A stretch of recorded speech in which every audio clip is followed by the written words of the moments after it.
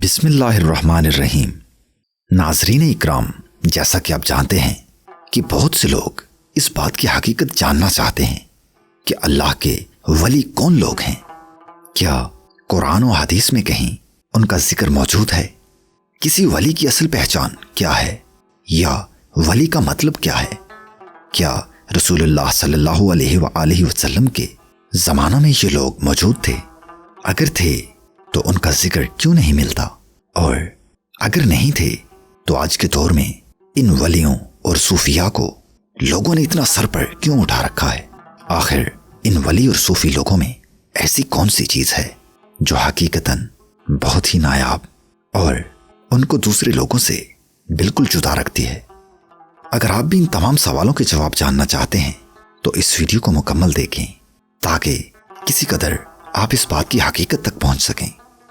محترم ناظرین اکرام، یہ بات یاد رکھیں کہ ہماری تمام ویڈیوز مکمل تحقیق اور جانچ پڑتال کرنے کے بعد ہی یوٹیوب پر شائع کی جاتی ہیں، تاہم پھر بھی کسی قسم کی غلطی کی صورت میں درگزر فرمائیں اور کمنٹ سیکشن میں اپنی رائے کا اظہار ضرور کریں۔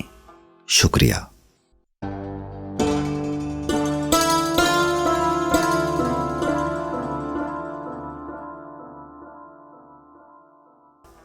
محترم ناظرین، لفظ ولی قرآن و حدیث دونوں سے صاف ثابت ہے، جیسا کہ ارشاد خداوندی ہے، سن لو بے شک اللہ کے ولیوں پر نہ کچھ خوف ہے اور نہ ہی کچھ غم۔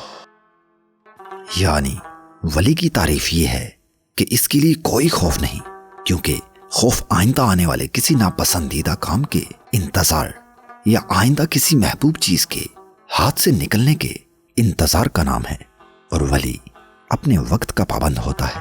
اس کے لیے مستقبل کوئی چیز نہیں کہ اس سے خوف محسوس کرے، اور جس طرح اس کے لیے خوف نہیں، اسی طرح وہ کسی چیز کی امید بھی نہیں رکھتا، کیونکہ امید مستقبل میں حاصل ہونے والی محبوب چیز کے حصول یا ناپسندیدہ چیز کے ختم ہونے کا انتظار کا نام ہے۔ حضرت عائشہ رضی اللہ عنہا سے مروی ہے کہ رسول اکرم صلی اللہ علیہ وآلہ وسلم نے فرمایا کہ اللہ کا فرمان ہے، جس شخص نے کسی ولی کو تکلیف پہنچائی، اس نے مجھ سے جنگ کرنا جائز سمجھا، اور بندہ جس قدر میرے فرائض کے ذریعے میرا قرب حاصل کرتا ہے، کسی اور چیز کے ذریعے نہیں کرتا۔ ولی کے معنی کے بارے میں بات کی جائے تو اس کے دو معنی بنتے ہیں۔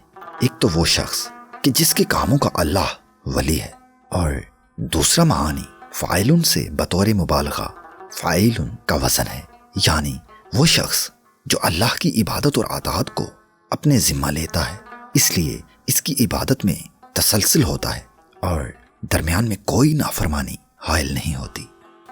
حضرت بایزید بسطامی رحمۃ اللہ علیہ ایک ایسے شخص سے ملنے گئے جس کے بارے میں لوگوں میں مشہور تھا کہ وہ ولی ہے۔ جب اس کی مسجد میں پہنچے تو اس کے نکلنے کا انتظار کرنے لگے۔ اتنے میں ایک شخص باہر آیا اور اس نے مسجد میں گلا صاف کر کے تھوک دیا۔ حضرت ابو یزید رحمۃ اللہ علیہ واپس چلے گئے اور اسے سلام تک نہ کیا، اور فرمایا، یہ شخص آداب شریعت میں سے کسی ایک ادب کا بھی امین نہیں، تو یہ حق کے اسرار کا کس طرح امین ہوگا؟ ایک دفعہ حضرت ابراہیم بن ادم رحمۃ اللہ علیہ نے ایک شخص سے پوچھا کہ کیا تم اللہ کے ولی بننا پسند کرتے ہو؟ اس نے عرض کیا، جی ہاں۔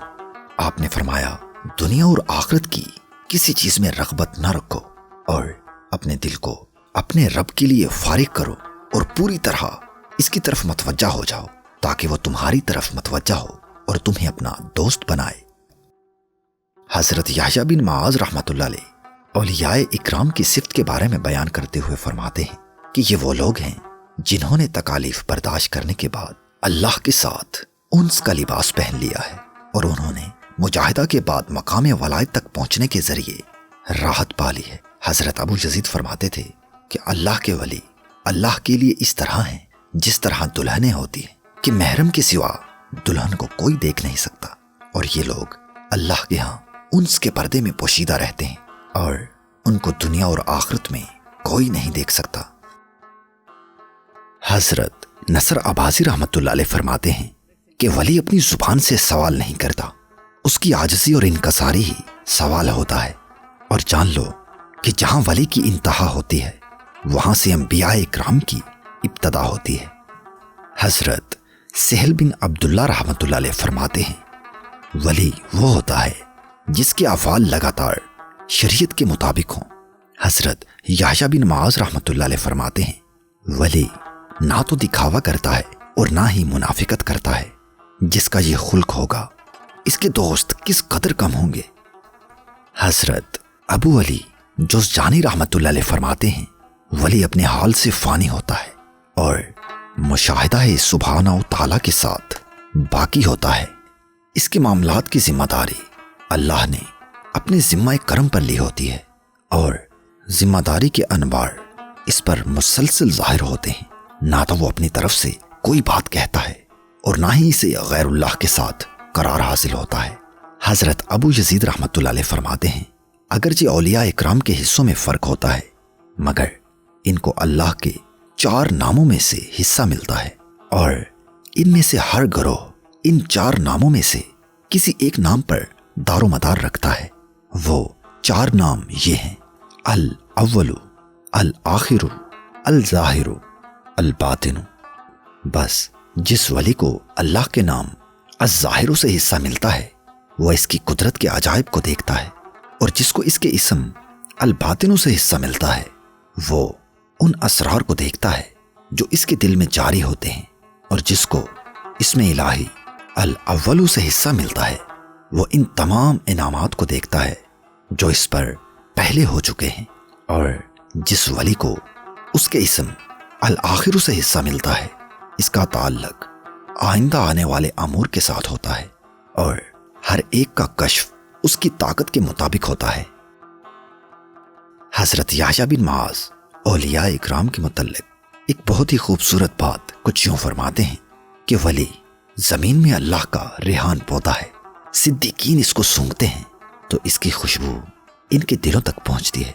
बस वो अपने मौला के मुश्ताक हो जाते हैं और वो अपने इखलाक के मुताबिक ज्यादा इबादत करने लगते हैं। नाज़रीन इकराम, जैसा कि अक्सर लोग ये जानना चाहते हैं कि एक सच्चे वली की क्या निशानियां होती हैं, तो इसके मुतल्लिक औलिया इकराम के जो अक़वाल मिलते हैं, उनके मुताबिक वली की 3 अलामात हैं। पहली ये कि वली अल्लाह के साथ हमेशा मशगूलियत रखता है। दूसरी ये कि अल्लाह की तरफ ही भागता है और अल्लाह ही की फिक्र करता है। हजरत खर्राज रहमतुल्लाह अलैह फरमाते हैं कि जब अल्लाह अपने बंदों में से किसी बंदे को दोस्त बनाना चाहता है तो इसके लिए अपने जिक्र के दरवाजे खोल देता है। जब वो जिक्र से लज्जत हासिल कर लेता है तो इस पर कुर्ब का दरवाज़ा खोल देता है। फिर इसे अपने साथ उन्स की मजालस की तरफ उठा लेता है। फिर इसे तौहीद की कुर्सी पर बिठा देता है और इससे पर्दों को उठा देता है और इसे फरदानियत के घर में दाखिल कर देता है। इसके लिए जलाल और अजमत को खोल देता है। जब इसकी निगाह जलाल और अजमत पर पड़ती है तो इसकी ख्वाहिशात खत्म हो जाती हैं। अब बंदा अपाहज और फानी हो जाता है और अल्लाह के हिफ्ज़ व ईमान में हो जाता है। इस तरह वो अपने नफ्स के दावों से बेजार होता है। हजरत अबू तराब नक्शबी रहमतुल्लाह अलैह फरमाते हैं, जब किसी शख्स का दिल अल्लाह से एराज करने का आदी हो जाए तो वो अल्लाह के वलियों पर नुक्ताचीनी करना शुरू कर देता है।